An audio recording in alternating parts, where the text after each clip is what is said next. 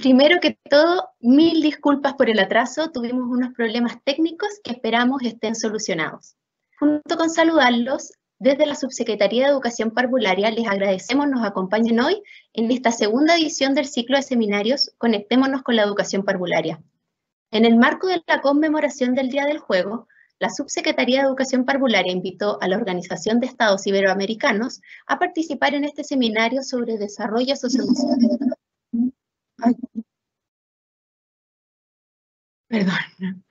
A participar en este seminario sobre desarrollo socioemocional y juego. Para esto expondrán la Subsecretaria de Educación Parvularia, María José Castro, y desde Argentina la doctora Patricia Sarlé, experta en juego y asesora de la OEI en temas de educación inicial. Primero que todo, queríamos darle las gracias por conectarse el día de hoy. Vivimos tiempos desafiantes, donde expresar correctamente nuestras emociones se ha vuelto fundamental. Estudios han demostrado que el miedo y el estrés reducen la capacidad analítica, por lo que es fundamental incentivar el desarrollo socioemocional, permitir que niños y niñas se expresen de manera sana y establezcan mejores relaciones entre pares. ¿Y qué mejor manera de promover este desarrollo si no es a través del juego, uno de los 8 principios de la educación parvularia? Las bases curriculares señalan que en la educación inicial el juego es un eje fundamental para el aprendizaje. A través de él, los niños y las niñas no solo aprenden, también pueden desarrollar su creatividad y sus habilidades sociales, además de conocer de manera más amplia su entorno. Por todo lo anterior, y especialmente en el contexto de crisis que estamos afrontando, es clave el desarrollo socioemocional, por lo que le damos la bienvenida a la Subsecretaria de Educación Parvularia, María José Castro, quien abordará este importante aspecto.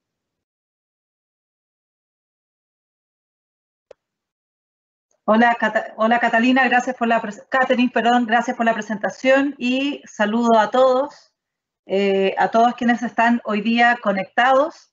Estamos muy contentos con este segundo webinar de Conectémonos con la Educación Parvularia. Es muy importante para nosotros, un tema relevante, poder estar acompañando en este periodo a todos y a todas las personas que están conectadas, entendiendo que hay temas tan trascendentales como es hoy día la centralidad del juego en educación parvularia, que esta es una tremenda oportunidad para centrarnos y adentrarnos con más tiempo del que tenemos del habitual en esta estrategia, en esta base pedagógica que es el juego en la educación parvularia. Muy contenta de estar aquí iniciándonos con todas las personas que hoy día están contactadas. Y Katy, pregunto, sigo inmediatamente, ¿no? Con la presentación. Sí, súper. Muchas gracias. Bueno, la crisis sanitaria mundial provocada por el coronavirus es de tal magnitud que sabemos ha alterado todas las dimensiones de la vida, modificando incluso las relaciones más básicas de la sociedad. En el ámbito educativo, la suspensión de actividades presenciales prácticamente en todos los países, actualmente un 65% de los países del mundo tienen suspendidas sus clases presenciales, ha implicado un gigantesco, un enorme desafío para todos quienes trabajamos en educación, pero muy principalmente para los docentes, para los profesores, profesoras y, por supuesto, para educadores y educadoras.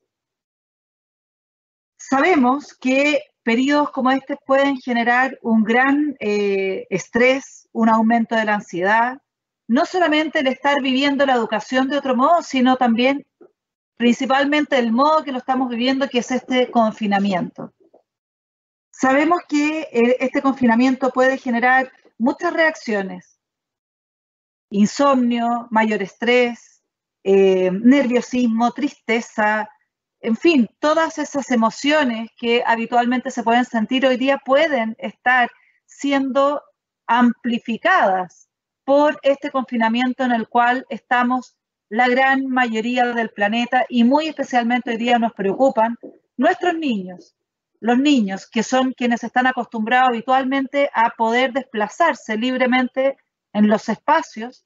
Hoy día no pueden hacerlo y muchos de ellos están confinados a espacios muy pequeños, sin contacto con la naturaleza, con el aire libre. Las primeras consecuencias observables en el tema educacional, por supuesto, nos comprometen una sensación de aburrimiento en los niños, de frustración, el aislamiento, el no poder estar con sus amigos, amigas, y esto lo sienten desde los más pequeños. Bueno, esto ha producido, ¿verdad?, mucho impacto porque nuevamente lo que vuelve a relevar es todo lo que ocurre en el establecimiento educacional que hoy día lo estamos dejando de ver. Y aquí la primera invitación es a relevar nuevamente cómo los espacios educativos son espacios que no solamente son espacios de aprendizaje, son espacios de vínculo, son espacios de interacción profunda, son espacios de conexión íntima con otros, son espacios de mucha cooperación y todo eso hoy día sabemos no lo tenemos. Luego, ¿significa esto que tenemos que decir, bueno, no estamos presencialmente, no podemos hacer nada y por lo tanto nos quedamos así paralizados? Bueno, muy por el contrario, aquí viene el gran desafío que nosotros tenemos que hacer, implementar, hacer propio este desafío, retarnos, desafiarnos, para ver entonces cómo enfrentamos esto y damos las respuestas que la política nacional, educacional e internacional requiere. Sabemos que dentro de los efectos que esto puede provocar, y esto lo ha dicho la UNESCO, las organizaciones y por supuesto también sin ser demasiado, sin recurrir a mucha evidencia ni estudios, sabemos que esto va a provocar una pérdida de conocimiento y habilidades, una tendencia importante al incremento de las tasas de abandono escolar, deserción escolar. Esto es un tema que nos preocupa fuertemente en el país porque ya tenemos un grupo importante de niños que desertan año a año, una falta de preparación también de los padres para poder asumir esta enseñanza. Y la pregunta es, que todos nos hemos hecho muchas veces, bueno, deben asumir, ¿qué es lo que deben asumir los padres en casa? El acceso desigual a las plataformas, un tema relevante, porque por supuesto que esto nos muestra una vez más, tal vez, la inequidad del sistema del cual somos parte, insuficiencias en materias de cuidado, ¿verdad?, de los niños por el desempeño laboral de la familia, en fin.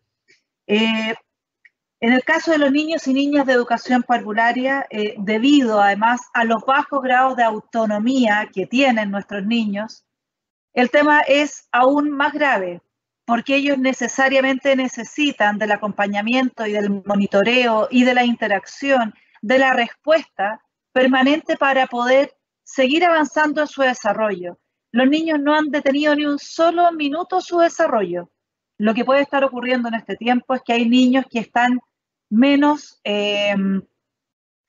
estimulados en este periodo, que están desarrollándose menos, pero su desarrollo continúa. Por eso es tan importante tener esta conciencia de que debemos seguir aprovechando esta etapa educativa tan plástica del cerebro, de las emociones, del desarrollo psicoemocional, psicosocial de nuestros niños.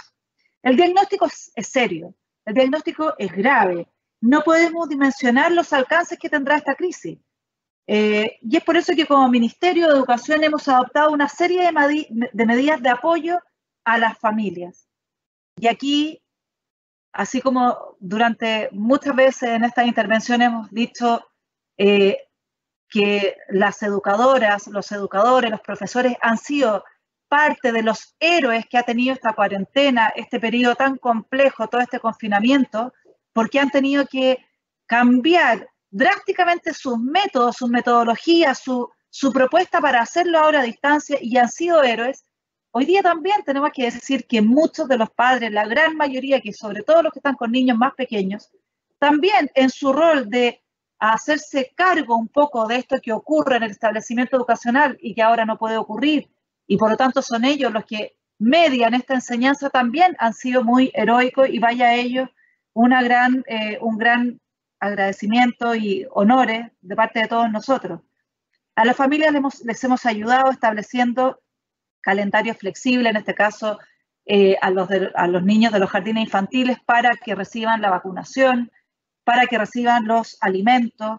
Como ministerio hemos procurado dar continuidad educativa a través de todas las propuestas en línea del Aprendo en Línea, en fin, de todos los espacios digitales que hemos diseñado y alimentado frecuentemente. Aquí una invitación a que sigan viendo todos los recursos de educación parvularia que día a día se actualizan y estamos subiendo cada vez más y mejores recursos. Y también estamos entregando mucho apoyo para que todos podamos hacernos cargo del desarrollo socioemocional de los niños, ayudándolos a contactarse con lo que están viviendo, a que puedan expresar sus emociones y a que puedan vivir esto de la mejor manera, y que cuando pasen los años nuestros niños, los que hoy día están más afectados por este confinamiento, puedan vivirlo y contarlo sin un estrés traumático porque no tuvieron la necesaria y debida contención. Nuestros niños siguen siendo lo más importante. No tenemos que olvidar nunca que los niños requieren de nosotros, de los adultos, y no podemos olvidar que además nuestros niños van a recibir esto en la medida de que los adultos se lo mediemos y cómo lo mediemos. Ellos están viviendo esto. Somos nosotros los adultos los que tenemos la tremenda responsabilidad de ayudarlos a que lo vivan de la mejor manera, y para eso tenemos que prepararnos. Todo esto que hemos hecho está a nuestro alcance y al máximo de nuestras posibilidades, sin duda. Pero qué duda cabe de que aquí estamos frente a una tremenda oportunidad, porque debemos desafiarnos a hacer más. Yo siempre digo y pienso que si nosotros no aprendemos de esta crisis a trabajar de otro modo, a enfrentarlo de otro modo, la educación, es porque hemos perdido la oportunidad que nos está entregando hoy día el COVID-19, el coronavirus, para replantearnos y volver a repensar, bueno, ¿cuál es nuestro rol? ¿Cómo debemos hacerlo? ¿Debemos seguir solamente dependiendo de un sistema que es presencial, que puede ser muy frágil? ¿Qué tenemos que hacer para seguir desarrollando las habilidades del siglo XXI en nuestros niños? Bueno, yo creo que nosotros estamos frente a una gran oportunidad de volver a repensar y darnos cuenta, bueno, cómo y qué es lo que debemos hacer y plantear para el futuro. Y uno de los temas que ha quedado al descubierto hoy día es el desarrollo socioemocional. ¿Por qué? Porque hoy día surgen muchos. Yo sé que aquí las educadoras y los técnicos y todos los que conforman la comunidad de la educación parvularia, estoy segura que están diciendo, probablemente están asintiendo, nosotros desde la educación parvularia siempre hemos pensado que el desarrollo socioemocional es clave. Estoy convencida, porque siempre ha sido así. Sin embargo, este es el momento de que nosotros desde la educación parvularia le mostremos a los otros niveles de educación efectivamente lo clave que es, efectivamente lo importante que es, y que esto no quede solo como un tema de los niños más pequeños. Si esta crisis nos permite relevar el desarrollo, el aprendizaje, la enseñanza de las habilidades y de todo el desarrollo socioemocional, estoy segura que estaremos frente a una gran oportunidad y esto habrá valido la pena. La educación socioemocional debe ser un elemento central de un proyecto educativo, de un establecimiento. Si no lo es, nunca va a ser relevante. Si la educación socioemocional sigue estando al alero, o más bien quienes enseñan educación socioemocional son algunos de los educadores o profesores que están conectados con este tema, pero no es un tema central del establecimiento, esto no va a avanzar positivamente. Para poder hacer o tener un establecimiento educacional que realmente valore las habilidades socioemocionales y entienda que el bienestar integral de nuestros niños es clave para un buen aprendizaje, para que esto ocurra se requiere una toma de conciencia profunda del establecimiento, que el establecimiento lo incorpore como un pilar de su proyecto educativo. Es así tan importante como, por ejemplo, que un colegio quiera tener aprendizajes de excelencia. Así como quiere tener aprendizajes de excelencia y lo declara en su proyecto educativo, debe declarar también que el bienestar integral socioemocional de los niños es tan clave como lo otro, incluso es mucho más clave porque es lo que permite desarrollar al máximo todas las otras potencialidades y talentos. Sabemos que si un niño tiene un buen desarrollo socioemocional, es un niño que está muy disponible para los nuevos retos cognitivos para los aprendizajes, para conectarse con el mundo y para aprender del mundo. Se requiere entonces que el establecimiento tenga una toma de conciencia, que también reconozca que el sistema es frágil y por lo tanto, como reconoce que el sistema es frágil, debe realizar un trabajo sistemático para prepararse así profesionalmente con trabajo cooperativo, metodología, proyectos, etcétera, para hacerse cargo profesionalmente de la educación socioemocional. Es que hay un detalle súper importante y los educadores lo saben, los técnicos, todos los de la educación parvularia y también, por supuesto, los profesores lo saben, es que no se improvisa la educación socioemocional y no se improvisa nada en educación.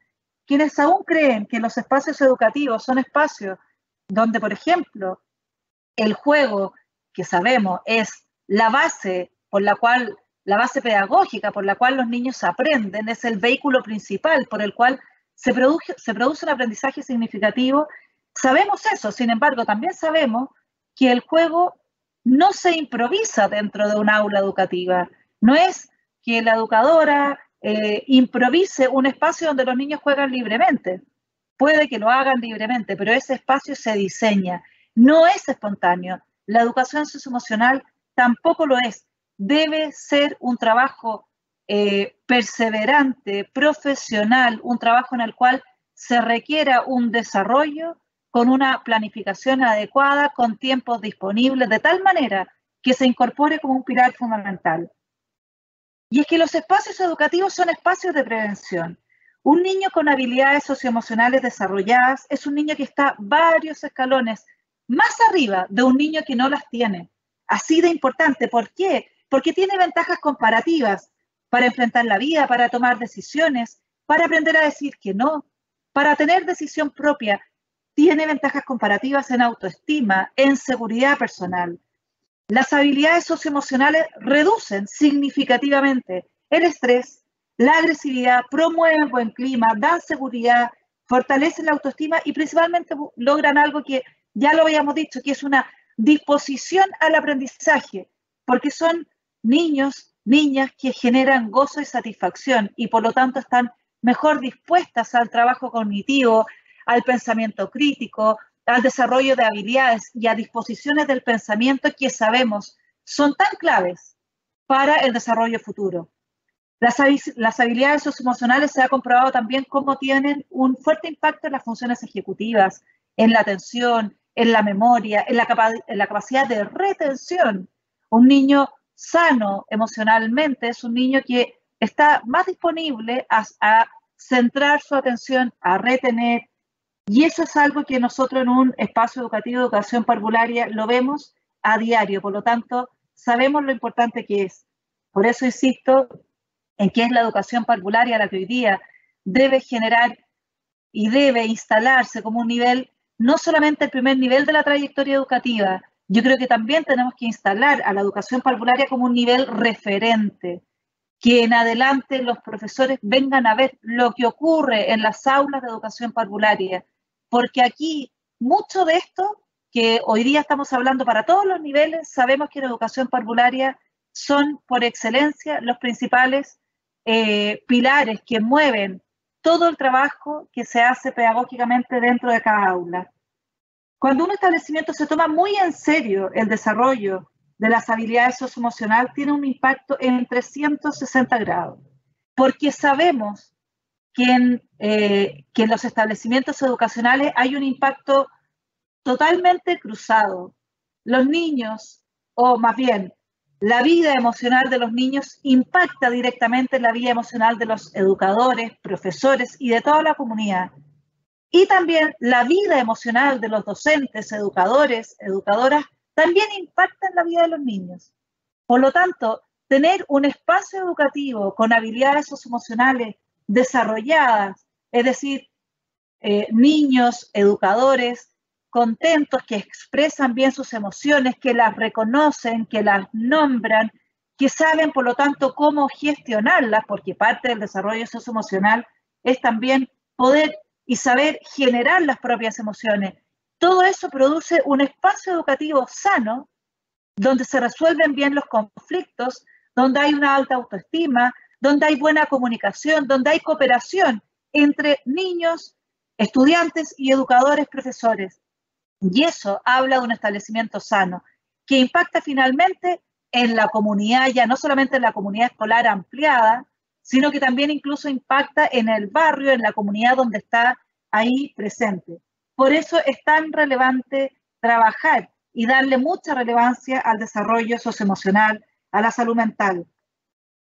La salud mental y la necesidad de ocuparse de la contención socioemocional de niños y niñas ha generado un alto interés social, perdón, sobre todo en el último tiempo, lo que permitirá redefinir probablemente a los equipos psicosociales en que sean más transversales, que tomen, ¿verdad?, el apoyo desde el aprender a convivir, el autocuidado, y todo esto vaya teniendo una relevancia total en la formación integral que tanto hoy día se utiliza probablemente en todos los proyectos educativos. Me atrevo a decir que no hay proyecto educativo hoy día que no ponga la formación integral como uno de sus pilares. La invitación ahora es hacer entonces doble clic a mirar esa formación integral y a que esté presente con nombre, con apellido, la formación o la educación socioemocional. Los jardines infantiles son un lugar de encuentro. Nada reemplaza lo que ahí ocurre, ni los vínculos ni las relaciones, lo dijimos al principio. Al contrario, en tiempos actuales, en un periodo de aislamiento, de distancia social, se hace aún más necesario fortalecer entonces el rol protector, brindando seguridad y contención a todos los integrantes de esta comunidad educativa. Y es por eso que hoy día no solamente el rol lo tienen los educadores y educadoras, profesoras con sus niños, también lo tienen los directivos con sus equipos, los sostenedores con los equipos.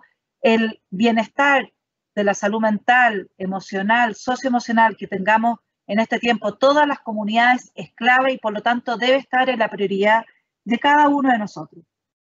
Esta situación de crisis, de inestabilidad, de incertidumbre, de inseguridad y de ansiedad que nos afecta a todos, se puede expresar de distinta manera. Esto ocurre también con los niños, con las niñas, que no saben qué nombre poner a lo que está sucediendo, a lo que les pasa. Los niños probablemente se encuentran más inquietos, reaparecen temores, los más pequeños, mientras más pequeños que tienen, aún estamos todos aprendiendo a expresar emociones, pero mientras más pequeños aún es más difícil, pueden somatizar, sabemos, bueno, todos pueden somatizar, pero los más pequeños especialmente, con falta de sueño, con irritabilidad, con falta de apetito, etc. Es por eso que el rol de los adultos es tan significativo y es necesario entonces que en este periodo dispongamos de espacios de contención donde los niños puedan expresarse. Me hacía una pregunta y esta es una reflexión que comparto con ustedes. ¿Cuántos de los aprendizajes que están ocurriendo hoy día con los profesores físicamente, me pregunto en los niveles más grandes, cuántos colegios habrían priorizado que en este tiempo también se puedan seguir haciendo las clases de música, de arte, de orientación, de espiritualidad? ¿Cuántos de los establecimientos hoy día estarán fomentando o focalizando que eso también ocurra? Y no solamente sean las asignaturas más fuertes, matemática, lenguaje, ciencias. Es una pregunta retórica porque no tengo la respuesta, pero tal vez me atrevo a aventurar que se le ha dado mucha importancia a las asignaturas troncales y menos a estas otras. Y hoy día creo que es clave estas otras asignaturas menos troncales, por poner un nombre, porque son asignaturas que permiten, entre otras cosas, la expresión. Necesitamos que los niños se expresen. A los más pequeños y a todos, hacerles las preguntas adecuadas, cómo te sientes, ayudarlos a expresar a través de dibujos, de bailes, de distintas expresiones, pero muy importante, también dándole nombre. Aquí es muy importante para el buen control. Yo no me voy a detener en el marco teórico de las habilidades socioemocionales, pero sabemos que parte del desarrollo de las habilidades socioemocionales también es nombrarlas adecuadamente, para que el niño vaya distinguiendo lo que es tener rabia, de estar enojado, no es exactamente lo mismo, distinguir entre estar alegre o estar contento tampoco es necesariamente lo mismo, y todo esto va requiriendo un apoyo un trabajo muy sistemático. Debemos comprender que el impacto va a depender de cada niño, va a depender de la personalidad de cada niño, sin duda, pero sin duda la personalidad de cada niño está mediada por un adulto y por eso es que es tan clave el trabajo del adulto y es por eso que el adulto debe estar tranquilo, calmado. Nosotros entendemos lo difícil que es para todos nosotros, todos los que estamos aquí, tenemos familia, vivimos con alguien, algunos con niños chicos, otros con niños no tan chicos, y sabemos que cuando tenemos el rol con niños muy pequeños que dependen 100% de nosotros, nuestro rol debe siempre tener esa mirada que estamos nosotros mediando en ese niño y por lo tanto debemos buscar especialmente estar serenos, prudentes, tranquilos, para poder abrazar a esos niños pequeños en un ambiente de contención que tanto necesitan. Evitar el exceso de información. Hoy día no es necesario todos los días, no sé, estar al día por supuesto, pero evitar el exceso, sobre todo con los más pequeños, con todos los niños. En realidad los números son impactantes y por lo tanto los deben conocer y probablemente los conocen, pero evitar caer en un exceso de explicación, de información, responder a las preguntas de forma adecuada, responder principalmente con afecto y con cariño, mirándolo a los ojos. Aquí es clave, finalmente, una vez más, entender que las interacciones de calidad que tanto pedimos que ocurran en los espacios educativos de educación parvularia y, por supuesto, de los colegios, esas interacciones de calidad se deben seguir dando y muy especialmente ahora en la familia. Si bien la educación socioemocional es un espacio indispensable de concebir en el proceso de desarrollo y aprendizaje, hoy más que nunca el bienestar integral se pone de manifiesto al pensar en los objetivos de aprendizaje y en un currículum que debemos implementar.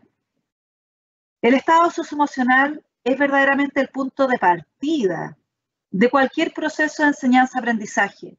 Cuando no estamos tranquilos, cuando un niño no está alegre, no está feliz, no está con las condiciones mínimas, no está en condiciones de aprender, de desarrollar al máximo su potencial cognitivo y de cooperación con otros y social. Por eso es tan clave, y esto ocurre en los niños pequeños y en todos. Por eso que esto es un tema que es relevante para todo el sistema, no solamente educativo. Si nosotros no estamos en condiciones de comprender emocionalmente lo que nos ocurre, de ponerle nombre y de poder, por lo tanto, gestionar esas emociones, no estamos en condiciones tampoco de generar un trabajo significativo en el área que nos desarrollemos. Por eso es tan importante la salud mental, la salud emocional, el reconocer lo que nos pasa, porque así solamente podremos desarrollarnos al máximo. Trabajar el desarrollo de las habilidades socioemocionales hoy, desde la primera infancia y a lo largo de la trayectoria escolar, va a sentar los cimientos para un ambiente saludable, de sana y respetuosa convivencia en que todos y donde todos nos reconocemos a nosotros mismos y a los demás desde una dimensión integral, pasando por el bienestar físico y emocional. Sabemos quienes estamos en educación hace tanto tiempo que esto no se improvisa, que esto requiere que todos quienes trabajamos en educación, en los establecimientos educacionales, nos propongamos profesionalmente, seriamente, avanzar en este espacio que hoy día esta crisis nos muestra, nos releva, que es el trabajo de las habilidades socioemocionales. Hay currículum de habilidades socioemocionales, programa de habilidades socioemocionales. Sabemos que esto es un punto en el cual no es primera vez que se habla, la agencia de calidad lo viene hace mucho tiempo incluso diciendo y midiendo cada vez que toma un CIMSS a los establecimientos educacionales, se mide todas estas habilidades de desarrollo personal, porque sabemos que es importante. El punto es si aprovechamos esta oportunidad para que ahora, más que importante, sea central, más que importante sea lo más relevante de un establecimiento educativo, que el ambiente, que la temperatura socioemocional de ese espacio educativo esté en alto, para que entonces se genere un espacio educativo que converja en un buen desarrollo de cooperación, en buenas habilidades intrapersonales, de tal manera que sea todo un espacio educativo que crezca y que avance en los aprendizajes y que juntos se conviertan en mejores personas, que juntos promuevan el desarrollo de cada una de las personas que incorporan y que conforman esa comunidad educativa.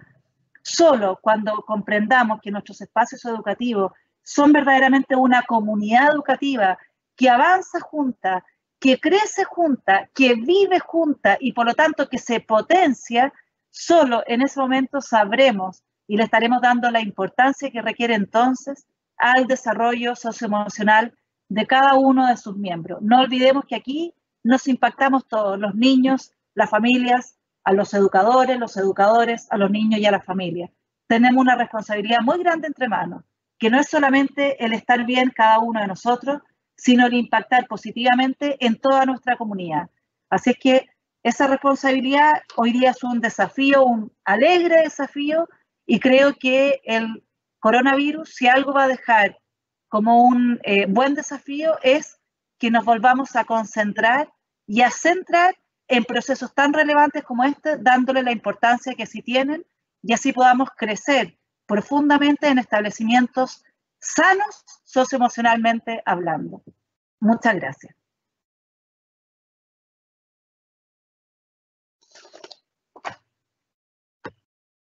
Muchas gracias, subsecretaria. Ahora le damos la bienvenida a la doctora Patricia Sarlé, especialista en juego y en educación inicial. Como Patricia está en Argentina, pueden haber algunos problemas de conexión, así que les agradecemos de antemano su comprensión.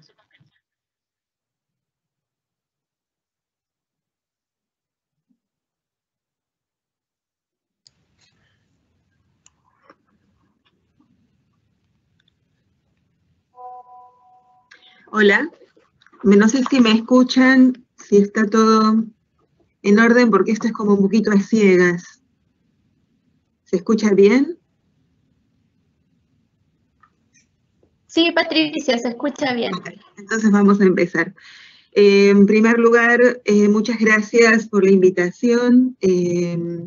Gracias a la Secretaría de Educación Parvularia, la OEI, gracias a las colegas de OMEP Chile que me ayudaron también a pensar un poco la presentación, a May, una gran amiga de la Universidad Católica de Valparaíso, a Carla, bueno, gracias a todos los que nos han facilitado que hoy esté con ustedes. Saben que yo estoy un poquito a ciegas porque estamos haciéndolo con otra presentación, así que vamos a intentar que todo funcione y cualquier cosa me mandarán un WhatsApp y me avisarán. Yo le puse a esta presentación el título Una oportunidad para los niños. Recién la subsecretaria decía que estamos en un tiempo especial y que esto es una posibilidad que tienen todos para poder volver, entre comillas, a una nueva normalidad, pero habiendo realizado aprendizajes potentes con lo que tenemos por delante en este momento. Y organicé la agenda de lo que quería compartir con ustedes en esta mañana en 3 momentos. Quizás en el primero repito así como rápido lo que ya se vio sobre estos tiempos, pero que a mí me interesa ahora narrar en orden a la educación infantil, la educación parvularia. Después centrarme un poco específicamente en lo que es el juego y por qué es tan importante en estos momentos dentro de lo que es el desarrollo socioemocional, que veíamos cuánto en el desarrollo cognitivo darle lugar al juego en estas edades. Y finalmente algunos ejemplos de cosas que fui rastreando en la red o que me fueron acercando algunos colegas sobre la importancia de jugar en casa. Como bien señalaban, estamos en un tiempo que es inédito, o sea, no vivimos antes un tiempo como este, que tiene otra característica y es que es imprevisible. O sea, no sé cómo sucede allí, pero aquí cada día tenemos como una nueva noticia de cómo sigue la cuarentena, hasta cuándo sigue, qué se cerró, qué está habilitado, qué permiso nuevo tenemos que sacar, etc. Y esto tiene un efecto en lo que es la vida cotidiana, que ha supuesto una ruptura en lo que son los tiempos, ¿no? Sobre todo los adolescentes están como con los tiempos muy desajustados, pero todos sabemos lo que nos está costando adecuar este espacio sincrónico, como este que tenemos ahora, con los espacios asincrónicos, en donde las redes van como monitoreando nuestra vida, en donde el aislamiento social es una característica particular que sufren los niños principalmente, y en donde el programa cotidiano, o sea, la previsión de un futuro, de cómo seguimos, hasta cuándo, etcétera, es bastante incierto. Y esto ha tenido también sus ventajas, y es que las familias han asumido un protagonismo que siempre han tenido, pero con un esfuerzo sostenido importante, igual que los maestros. Y todo lo que nosotros realizábamos en el marco de la escuela ahora está situado en el hogar, entonces tenemos que encontrar nuevos formatos para poder acercarnos a estos hogares, y que el afecto, la emocionalidad, la importancia de estar con otros ha cobrado una relevante importancia, como decía Andrés. Hace unos días, Francisco Tonucci, hablando de los niños y las dificultades que tenían, decía que los niños hasta ahora se movían básicamente en 3 lugares, lo que es el ámbito de lo doméstico, el ámbito de su familia, lo que es el ámbito de lo social, las veredas, los parques, los clubes, ¿no? Todos esos espacios que los niños transitaban, y también el ámbito de lo educativo, y que en este momento se han restringido estos 2 espacios en donde se realizaban otras experiencias de socialización con otros adultos y con otros niños. Y como bien decía la subsecretaria, no es que el desarrollo se detuvo, o sea, los niños siguen avanzando en su desarrollo, el tiempo sigue pasando. Recién me llegaba un mensaje de que todos los que cumplimos años en marzo, abril, mayo y junio, se levantan los cumpleaños y no los cumplimos más, pero la realidad es que no es así, o sea, seguimos cumpliendo años, seguimos creciendo, y hay una característica que tiene la educación parvular, y es que es irrepetible. O sea, si los niños nuestros que están hoy en sala de 5, el año próximo cumplen 6, no van a volver a la sala de parvularia, van a comenzar la básica. Entonces, para nosotros seleccionar qué tipo de contenidos, qué tipo de experiencias que vamos a acercar a los niños en esta etapa es fundamental. Entonces, ¿qué es lo que nos encontramos con esto en este momento? Y por qué a mí me resulta importante, y por qué quiero situarlo de vuelta. Porque nos ha obligado como educadores, en este tiempo de aprendizaje compartido con las familias, o sea, estamos haciendo una enseñanza mediatizada por los adultos que viven en las casas con los niños, nosotros necesitamos poder volver a definir cuál es el núcleo duro de la enseñanza en la educación parvularia. Es decir, ¿qué vamos a priorizar? Porque los niños no están dentro de nuestras salas o nuestras aulas para que nosotros sigamos la programación que hasta ahora teníamos, sino que están en los hogares, y la mediación ya no es una mediación que hacíamos nosotros como educadores, sino que van a ser las familias.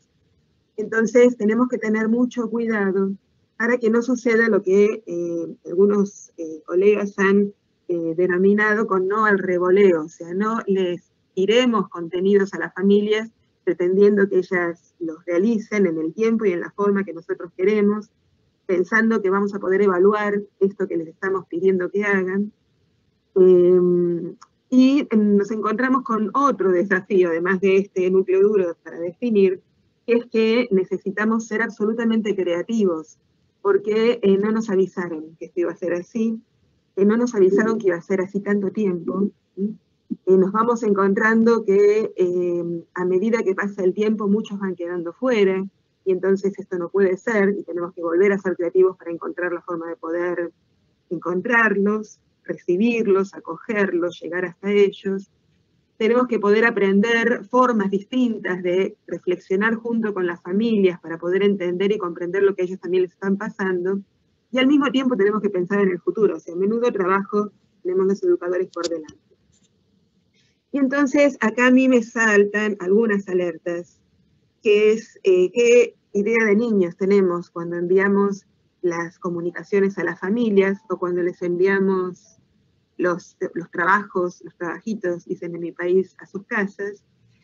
Cómo volvemos a situar el tema de las escuelas infantiles, y teniendo en cuenta que la sala de 5 no se repite, ¿sí?, que los niños van a pasar una única vez por esta experiencia, que nosotros tenemos que prever también cómo va a ser el regreso, y qué sentido, qué significado va a tener el aislamiento social con nuestros niños. Bueno, y qué consecuencias emocionales tiene todo esto, ¿no? O sea, los otros días leía también un meme en donde una maestra de infantil relataba el día de regreso a la escuela con los barbijos, o con las tapabocas, como lo llaman, y decía notas de las mamás al regreso del primer día. Señorita, mi nene trajo un tapaboca que no es el mío. Señorita, mi niño dice que el compañerito se sonó la nariz con el tapabocas. Señorita, mi niño trajo el elástico del tapabocas roto. O sea, pensar en hoy nos obliga a pensar en mañana, pero fundamentalmente pensar en el niño. Y entonces, este niño que por momentos está muy asustado, que por momentos está muy desbordado, que no tiene otros más que los de siempre en su casa y su familia, bueno, ¿qué hacemos con el juego? Y entonces, ¿qué hacemos con ellos, ¿no? Como educadores de parvularia? Entonces hay dos preguntas que a mí me resultan fundamentales. La primera tiene que ver con por qué en este momento específico jugar es absolutamente importante. Y la segunda es, bueno, ¿qué lugar tiene? ¿Qué lugar tenemos nosotros ingresando con nuestras propuestas a los hogares de las familias y conteniendo a las familias? Entonces vamos primero a tratar de dar algunas definiciones sobre lo que es el juego y el jugar para poder tener en cuenta dónde yo me estoy situando cuando miro el juego. Y sé que esto a veces no es muy comprendido o muy entendido, porque a veces tenemos al juego como un vehículo para enseñar, como una cuestión secundaria, y entonces lo transformamos en una herramienta. Y el juego en estas etapas no es una herramienta, sino que es un derecho del niño. O sea, el niño pequeño tiene el derecho de que le dejemos espacio a jugar y creemos entornos propicios al juego. Voy a avanzar después con lo que la Convención plantea en relación con esto. La segunda cosa que es importante para poder considerar al juego es que el juego, como algunos psicólogos dicen, es una necesidad vital, es la actividad rectora de la infancia, ¿sí? Y todo lo que hace el desarrollo cognitivo, social, emocional y corporal pasa por el jugar, porque es el modo en que los niños interpretan el mundo y expresan lo que van conociendo y lo que van sintiendo con respecto a esta realidad que les va rodeando. Por eso decimos que el juego es un modo de construir sentido de la realidad. Y por eso está tan vinculado con lo que son el desarrollo de la imaginación, la generación de experiencias y los procesos de simbolización, que son los que nos van a acompañar a partir de que puedan acceder a los que serían los segundos sistemas de simbolización. La Convención de los Derechos Unidos, de los Derechos del Niño, de las Naciones Unidas, en el año 2013, planteó o definió de alguna manera lo que es el juego infantil. Y entonces hay algunas notas que a mí me parece que es sumamente importante en este momento precisar, que tiene que ver con que el juego infantil no es este juego iniciado por los niños, controlado, estructurado por ellos mismos, no es algo no esencial, ¿sí? Fíjense que la Convención dice, aunque el juego se considera con frecuencia un elemento no esencial, ¿sí? El Comité de los Derechos del Niño reafirma que es una dimensión fundamental y vital del placer de la infancia, así como un componente indispensable del desarrollo físico, social, cognitivo, emocional y espiritual. Quiere decir que nosotros, como educadores de la infancia, especialmente tenemos que buscar la manera de que el juego siga siendo un derecho de los niños, aún en situaciones de confinamiento. Cuando decimos que el juego es una experiencia y que involucra la imaginación, lo que estamos queriendo decir es que el juego nos permite utilizar símbolos y con ellos representar el mundo. Y entonces, poder hablar sobre personas, cualidades, cosas, sin tenerlas frente a nosotros. Esto es fundamental para lo que va a ser más tarde el tema de la educación de la lengua escrita, ¿sí? O sea, nosotros necesitamos poder manejarnos en el sistema simbólico para poder más tarde acceder a otros sistemas simbólicos, como son todo lo que es el sistema de la lengua escrita. Pero además de todo lo que tiene que ver con esta posibilidad de utilizar símbolos, el juego también desarrolla en nosotros la capacidad de vivir en un orden social, en un mundo que culturalmente es simbólico. Siempre ponemos el ejemplo de lo que es celebrar un cumpleaños. Cuando un niño de 2, 3 años ya comprende qué significa el apagar las velas, ¿sí? Aun cuando tenga un rico pastel delante suyo, y todos esperábamos comer un pedazo de ese pastel, hasta que él no sople las velas, nadie tiene autorización para poder comerse este pastel. Eso no se lo dijo a nadie, eso es un símbolo cultural, ¿sí? En nuestros países está culturalmente aprendido que los pasteles de cumpleaños se comen cuando hemos soplado las velas.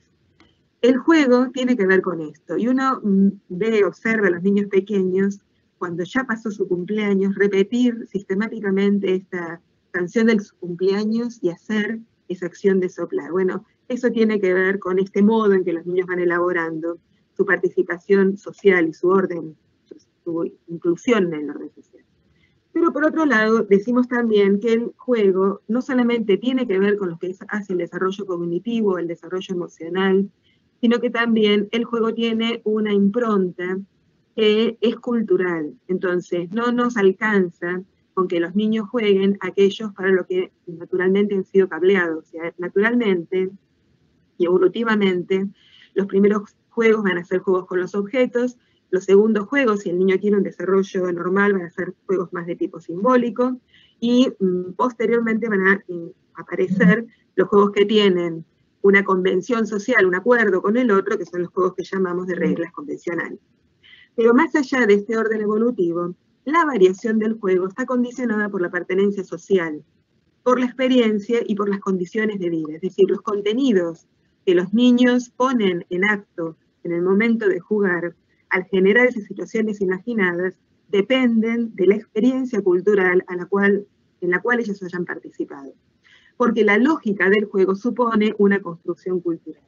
Y el juego no se realiza en el desierto, sino que supone una serie de sistemas materiales e inmateriales que tienen que ver con aquellas situaciones que le son propuestas y en el cual el juego se alimenta a sí mismo. Por eso decimos que el juego es una experiencia que modifica al que lo experimenta.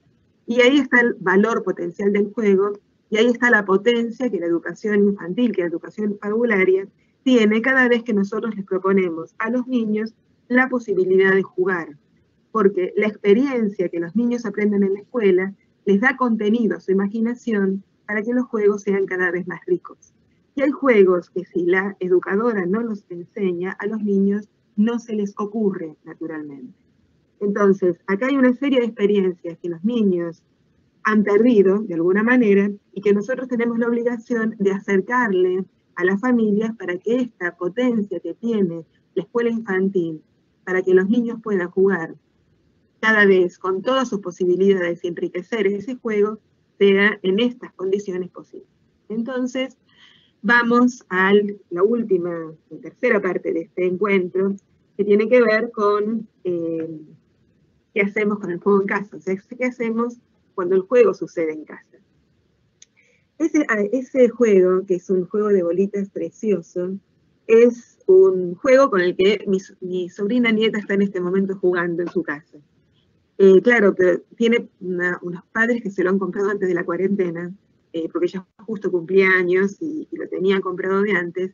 Y hay niños como Ulises y Lisandro, en esta situación, que tienen muchos juguetes en su casa. Esta es una situación que me la envió ayer una colega que es investigadora, y entonces abrió la puerta a la mañana, fíjense que están las camas sin tender, y Ulises, que tiene 10 años, y Lisandro, que es su hermano, que tiene 5, ya habían transformado su habitación con todos los objetos que tenían en un gran espacio de juego, ¿sí? Pero estos niños, por un lado, tienen mucho conocimiento, muchos cuentos que han leído de su familia, que han aprendido de la escuela, muchos objetos con los cuales pueden jugar. Y entonces hay una ampliación de la foto, espero que la puedan ver, que yo pensé que era un garage y su madre me dijo, no, es que es la torre del castillo. Entonces hicieron el río que circunda el castillo y está la torre y la entrada para el castillo, porque estaban con los muñecos armando una defensa a un castillo a partir de los ninjas que venían y demás. Bueno, esto que estos niñitos pueden hacer es distinto en muchos hogares. Ahí saqué algunas imágenes de lo que está sucediendo en este momento en Villa 31, que en Argentina es uno de los focos de mayor contagio, pero hay niños que no tienen posibilidades, como Lisandro y Ulises, no tienen espacio en sus casas para poder jugar, no tienen juguetes sobre los cuales montar un juego más complejo, ¿sí? Con suerte tienen algunas tizas, con suerte tienen un patio que es el que comparten del mismo territorio en el cual habitan otras familias, con todo lo que supone eso también a las situaciones de contagio.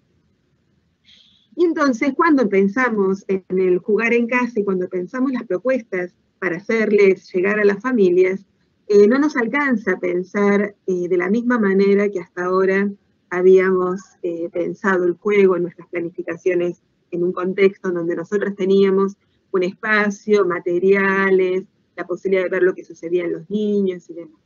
Ahora, cuando armamos estos diseños, como decía la subsecretaria, enviamos a los padres, a las familias, a través de las redes sociales, a través del WhatsApp, en una llamada telefónica, en un impreso, acercándonos de alguna manera a los hogares. Planificar, pensar cómo hacemos para acercar el juego, tenemos que poner en consideración a la hora de pensarlo muchas cosas. Son todos estos engranajes que intenté graficarles en esta imagen, ¿no? Tenemos que pensar en propuestas en donde los niños las puedan hacer solos, o sea, propuestas en donde el protagonista para jugar sea el mismo niño. Propuestas en donde pueda jugar con otros niños, teniendo en cuenta que al menos que tenga un hermano gemelo, van a ser niños de diferentes edades. Y entonces la propuesta puede llegar a tener alguna complejidad porque tiene niños más grandes con los cuales puede compartir, o puede ser este niño, el que tiene hermanos más pequeños, al que les va a enseñar a jugar. Entonces también tengo que pensar en eso cuando organizo esta propuesta contextualizada y situada para que las familias puedan acompañar esta enseñanza. Propuestas de juego en donde puedan jugar con los adultos, porque está bien jugar con los padres, o con los tutores, o con las personas adultas que sean responsables de los niños y que estén con ellos, porque están con ellos todos los días, todo el día, las 24 horas. Entonces, de ese tiempo, algún momento del día, no todo el día, quizás pueden jugar juntos.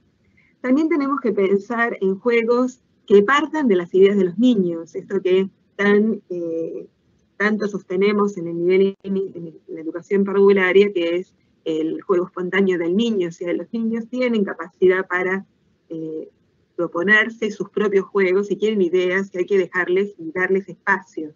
Si voy a darles una propuesta donde el educador tiene que estar, digamos, el familiar tiene que estar las mismas horas que está el niño en la parvulario para llevar adelante la propuesta que les hice, esa opción no funciona, porque el familiar, el adulto que está con el niño, también tiene su teletrabajo, también tiene que cocinar, también tiene que limpiar, también tiene que atender otros asuntos, además del niño. Entonces, hay momentos en que el niño va a tener que poder jugar con ideas propias.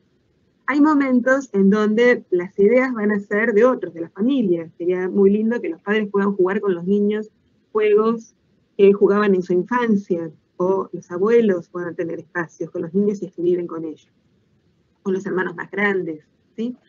O el diario, estuve haciendo un barrido por algunos de los diarios chilenos y me encontré con que algunos presentan juegos para los niños, ¿no?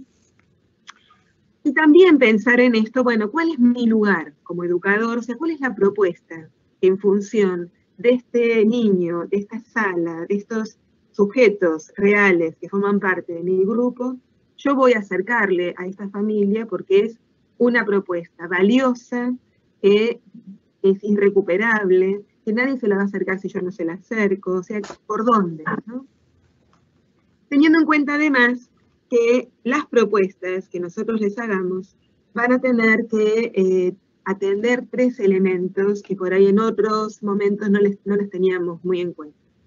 Una es que va a tener que ser una propuesta que los niños puedan realizar, porque si es algo muy complejo, ¿sí? Pongo a riesgo su estabilidad emocional. El juego maneja muy bien todo lo que hace el fracaso, porque yo puedo volver a empezar a jugar, entonces no me importa si no lo supe hacer, pero yo tengo que tener cuidado que aquel que está con el niño no esté obturando la posibilidad de jugar. Entonces tengo que pensar qué va a provocar esta propuesta en el niño.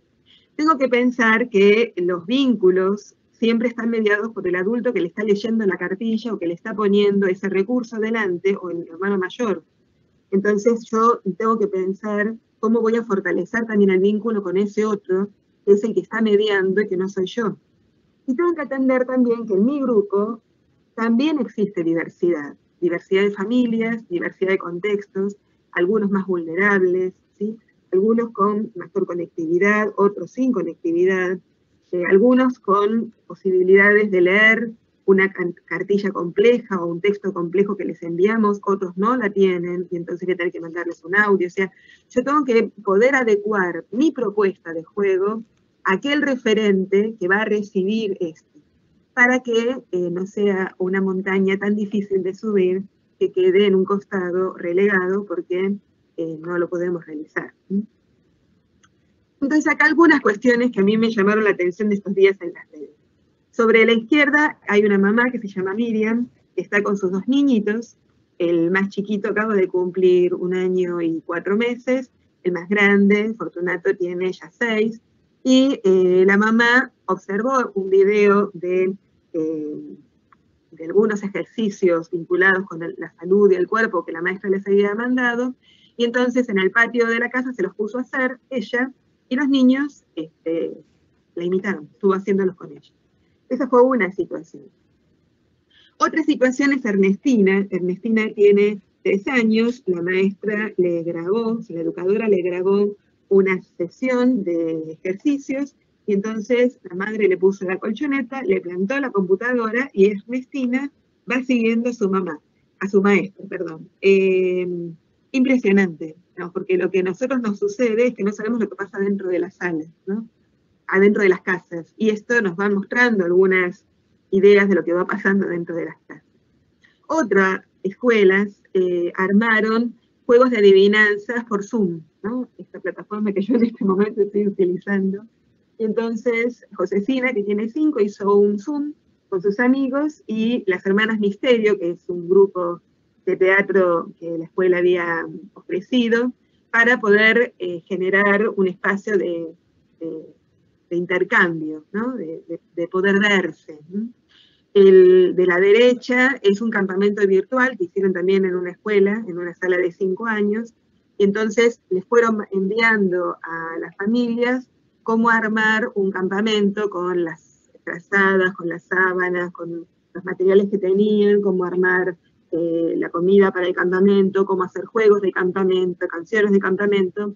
Entonces les fueron pidiendo que fueran fotografiando, y entonces a través de la página de la escuela en una de las redes sociales iban subiendo lo que iba sucediendo en ese campamento, y armaron su campamento virtual, el primer campamento virtual.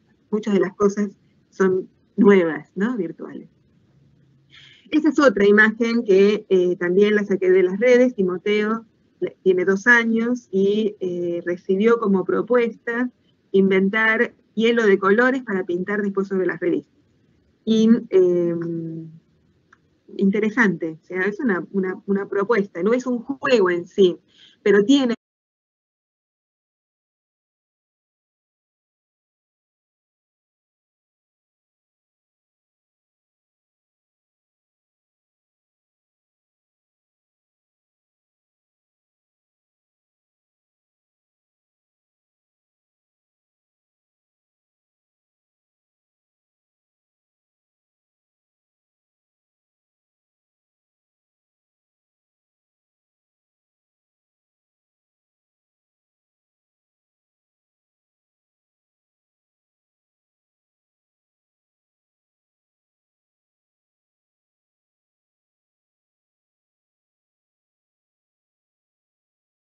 experimentar, etcétera, etcétera.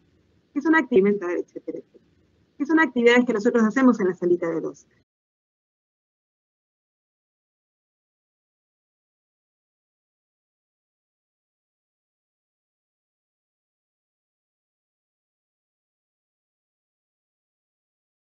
En donde lo que hacen es contarle un cuento, y a partir de este cuento, de este relato, que es lo que le pasa a este conejo, no es una caja, con cajas les ofrecen a los niños oportunidades para generar ellos mismos sus propios juegos. Y aquí hay una de las propuestas que una de las familias hizo con una caja, ¿no? Entonces armó un disfraz de robot para poder jugar en las casas con la familia. Bueno, existen muchísimas, digamos, si ustedes navegan, y de hecho lo han hecho, y yo me he metido también en el Facebook de la subsecretaría, hay muchísimas propuestas que en este momento se están relevando en las redes y son potentes para facilitar el juego con los niños. Aquí bajé la que me está publicando Crece Contigo, una cartilla con ideas para poder jugar. Aquí una de la Subsecretaría de Educación también, con una propuesta clara para poder avanzar sobre estas posibilidades de juego en los niños. Esta es otra, también de Cura Brochero, pero en esta me quiero detener. Junto con estas propuestas que son maravillosas y que habilitan espacios, posibilidades, experiencias, dan ideas, le bajan la ansiedad a las familias, les ayudan a entender por qué es importante que aparezcan juegos simbólicos y por qué es importante que jueguen a construir con cajas o con latas, por qué es bueno jugar a las cartas con ellos. Bueno, junto con todo esto que es importante, nosotros no podemos no anticiparles a las familias cuestiones que nosotros sabemos, nosotras conocemos, pero que las familias no necesariamente lo conocen, y que si no se las anticipamos, podemos poner a las familias en una situación de estrés, y a los niños pequeños también. Y pongo, por ejemplo, esto. Aquí lo que están tratando de hacer llegar a las casas es un juego con dados, ¿no? Tarde de juegos con dados. Entonces les propone una mini generala, ¿sí? Y las explicaciones de que tenía el juego y demás. Esta mini generala va acompañada de dos indicaciones para la familia. Una tiene que ver con recomendaciones, ¿no? Por ejemplo, preguntarle al niño si conoce el juego, porque esta es una propuesta para la sala de 5 que retoma lo que este niñito había ya aprendido en una sala de 4. O sea, en la sala de 4 ya habían jugado este juego, pero no lo habían jugado nunca en la sala de 5. Entonces la maestra lo que hace es tratar de que el comienzo del juego sea preguntándole al niño si conoce esto que vamos a jugar. Si lo conoce, bueno, que lo ayude a contar cómo era, ¿sí? Si no, empezamos. Como el juego supone la utilización de un dado y el dado tiene constelaciones, también le anticipa que puede ser que el niño pueda contar solo o que necesite ayuda para contar. Y también le dice que si cuenta desordenado, no se preocupe, ¿sí? No se preocupe. Es importante cuando enviamos un juego con estas características a las familias, anticiparles a las familias lo que puede llegar a suceder con los niños. Recuerden todo lo que hemos dicho hasta ahora sobre el desarrollo socioemocional y las dificultades que el confinamiento tiene. Piensen que las familias cursaron su escolaridad hace unos 30 años como mínimo, y en ese momento toda la consideración del error no se veía como algo que es posible, es parte de un desarrollo, de un proceso. Entonces, buscar la respuesta correcta muchas veces es lo que los padres le solicitan a los niños cuando le dan una tarea. Y si se equivocan, pueden llegar a aparecer expresiones de minimizar al niño, de desvalorizarlo, que no corresponden, y menos en situaciones de juego. Entonces, cada vez que enviemos una actividad que compromete el juego, especialmente que está vinculada con contenidos del área de la matemática, del área de la lengua, reconocer letras, escribir su nombre, etcétera, etcétera, hay que junto con eso anticiparle a las familias cuáles son las posibles respuestas de los niños, cuáles son las respuestas y cuál es el proceso de esas respuestas. Abrir un canal de comunicación para que ellos puedan de alguna manera consultarnos, sacarse las dudas, dar tiempo para el juego. Vamos entonces a la última imagen que nos permite de alguna manera sistematizar lo que sucede con el juego en la casa y algunas cuestiones que vale la pena tener en cuenta, que no son muy distintas de las que se plantearon en orden al desarrollo emocional.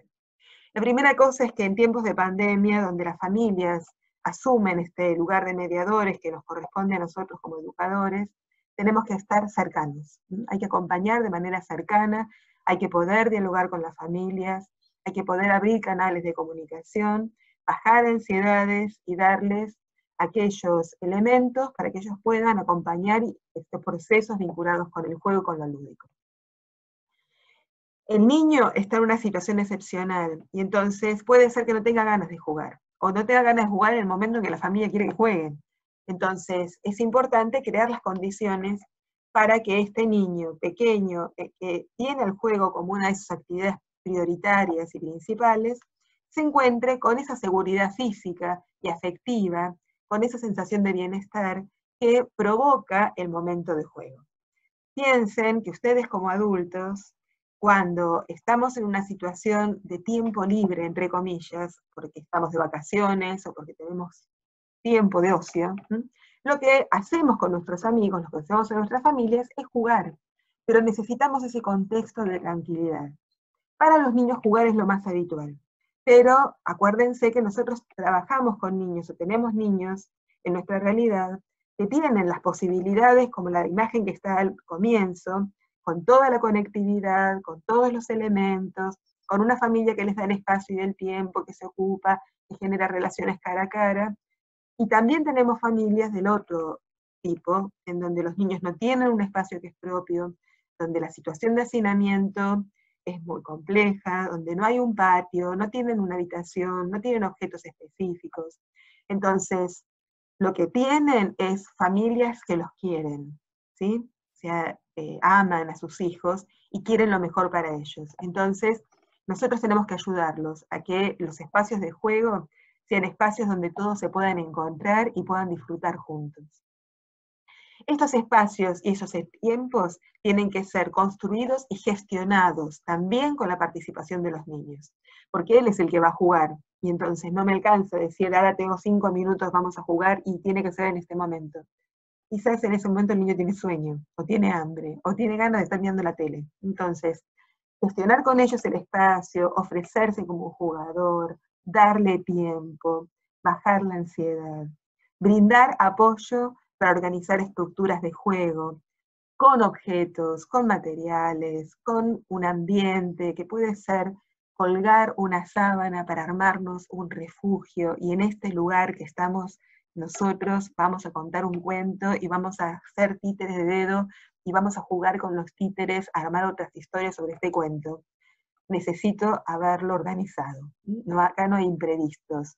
No es que hagan un jueguito el que les salga. Nosotros tenemos que poder dar todo ese andamiaje que las familias necesitan para que la situación que les estamos proponiendo de jugar, que sabemos los va a llevar a un muy buen desarrollo afectivo, emocional, cognitivo, corporal, etcétera, etcétera, llegue a su fin y no sea entorpecido por una palabra en donde el niño diga, ya no juego más, con vos no juego, no me gusta jugar con vos. Para esto, nosotros como adultos necesitamos conocer el formato del juego y respetar la manera en que los jugadores se suman a ese juego. Esto es mucho más extenso de lo que nos alcanza en este tiempo, pero es importante que sepamos que los juegos que tienen base simbólica, por ejemplo, jugar a la mamá, requieren conocimiento de los roles sociales sobre los cuales yo voy a montar el juego. Entonces, si quiero jugar a los ogros, o a las princesas, o a los piratas, o a lo que fuera, ¿sí? Yo tengo que haber acercado a las familias, antes de proponerle jugar a los piratas, por ejemplo, cuentos de piratas, historias de piratas, canciones de piratas, para que el niño pueda asumir ese rol y no solamente disfrazarse. Yo conozco el formato porque soy el educador. Entonces, habilito todo ese marco para que el niño pueda jugar. Si voy a proponer un juego de construcción, tengo que poder habilitar materiales. Entonces, pedir a las familias que junten cajas, ver de qué manera las ollas, los contenedores nos pueden servir para poder jugar, para poner cosas adentro. O sea, cualquier juego, ya sea el heurístico en los más pequeños o el juego de construcción en los más grandes, requieren objetos. Entonces necesitamos anticipar con las familias cuáles son los objetos, no tirarle la bolsa de objetos, sino seleccionarlos, ayudarlos a ver dentro de lo que tienen cuál puede ser útil. Vuelvo, abrir un canal de comunicación, que nos puedan preguntar, este objeto sí, vale la pena, no. Y los juegos con reglas convencionales requieren un otro que me enseñe la regla. O sea, yo puedo tener las cartas y no saber qué hacer con ellas. Puedo tener un juego de tablero y no saber qué hacer, cómo se tira el dado, cómo se avanza. Tengo que enseñar a jugar con otro. Respetar el tiempo del otro para aprender ese juego. Dejar que los niños hagan sus propias historias, darles tiempo, ayudar a conocer. Por eso, lo último, y con esto voy cerrando, lo más importante cuando el juego ingresa a la casa es darles elementos a los adultos para saber cómo acompañar los procesos, para poder darse cuenta de lo que está pasando cuando ven a los niños jugar. Para el adulto, que nunca se detuvo a observar a un niño jugando, porque era lo que el niño hacía tranquilo en su rincón y no me molestaba en casa, ahora se convierte en un objeto para ser observado, porque a partir de lo que los niños hacen, yo puedo ofrecerles un nuevo juego y una nueva propuesta. Entonces también me tendrá que darles elementos a los papás para que se den cuenta que tienen que mirar. Que tienen que mirar cuando los chicos organizan un objeto, que tienen que escuchar cuando están hablando con unos muñecos, que tienen que darse cuenta cuando están tirando un dado y están avanzando de cualquier manera. Respeto, comprensión, escucha. Y por sobre todo, jugar con ellos y divertirse, porque en definitiva, jugar es divertirse.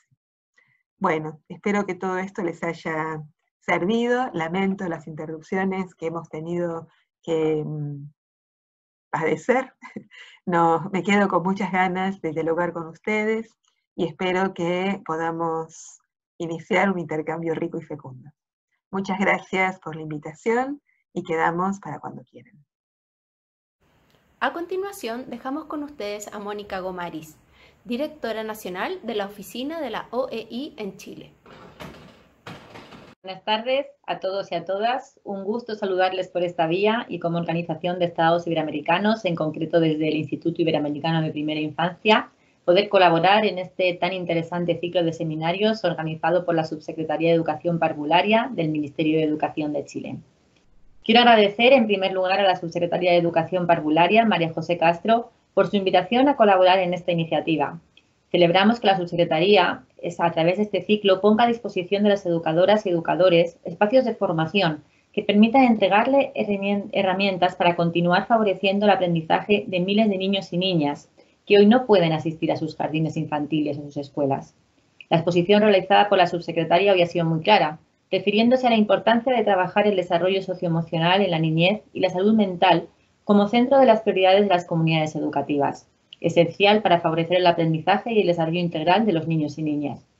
Es vital y prioritario generar la seguridad y contención para los niños y niñas, como se ha mencionado, además de sus familias y las comunidades educativas en general. Desde OEI nos parecía muy importante colaborar con la Subsecretaría en el trabajo que realizan, sobre todo en estos tiempos tan complejos. Por ello, queríamos apoyar con la realización de 3 espacios virtuales a través de la participación de destacadas especialistas iberoamericanas en temáticas relevantes para la educación infantil, especialistas como con la que hemos contado hoy día. Es por ello que agradecemos a Patricia Sarlet, doctora en educación y especialista internacional en juego, por su disposición siempre a colaborar en la materia que nos convoca, la primera infancia. Con Patricia hemos podido destacar la importancia del juego, y no solamente eso, sino cómo el juego es un derecho, una necesidad vital y un modo de construir sentido. Además, enfatizamos también cómo el adulto debe de buscar la forma de garantizar el derecho al juego en estas circunstancias y hacerlo de manera distinta como las hacía antes. Como decía Patricia, es imprescindible también acompañar a las familias en este sentido. Quiero agradecer también a todos los educadores y educadoras técnicos, equipos, que en estos momentos nos están viendo, quienes con gran esfuerzo y sacrificio continúan desde sus propios hogares trabajando por la educación de los más pequeños. Como sabemos, la situación de pandemia producto del COVID-19 ha implicado para la mayoría de los países iberoamericanos la suspensión de actividades educativas presenciales y el respectivo confinamiento en sus hogares de las familias con los niños y niñas pequeños. Desde la OEI, como organismo de cooperación iberoamericano, hemos puesto en marcha distintas iniciativas desde el inicio de la pandemia en la región, entre ellos ciclos de seminarios virtuales en las distintas áreas en las que trabajamos, en educación, en ciencia, en cultura, así como la generación de un espacio web que pretende proporcionar recursos educativos de libre disposición en todos los niveles, a la comunidad docente, los estudiantes, sus familias y, por supuesto, a disposición de los ministerios de los distintos países de la región. En concreto, en el área de primera infancia, hemos compartido distintos recursos en torno a la protección y a la educación, sumando también las iniciativas, estudios, etcétera, de otros organismos internacionales, así como las principales orientaciones y actividades pedagógicas de aquellas instituciones que trabajan en los países de la región iberoamericana. En concreto, por ejemplo, en el caso de Chile, hemos difundido también trabajo realizado por Fundación Integra, Fungi o en la misma Subsecretaría de Educación Parvularia. Además, obviamente, de incluir algunas herramientas que esperemos también sean útiles para las familias sobre el manejo de esta crisis. Estas son las posibilidades que Internet y las diversas plataformas y redes sociales nos entregan para mantenernos en permanente conversación y diálogo al interior y entre las comunidades educativas. Como Instituto especializado en primera infancia de la Organización de Estados Iberoamericanos, en los próximos meses seguiremos favoreciendo y creando nuevos espacios de apoyo de educación infantil para dar respuesta a los desafíos que este nivel y esta nueva época nos exigirá a todos y todas, quienes tenemos el compromiso de trabajar por mejorar la educación de los niños y niñas. Por mi parte, nada más. Esperemos que las sesiones de hoy hayan sido de su interés, de su utilidad, y me despido agradeciendo a cada uno de ustedes su participación y atención en este seminario. Muchas gracias.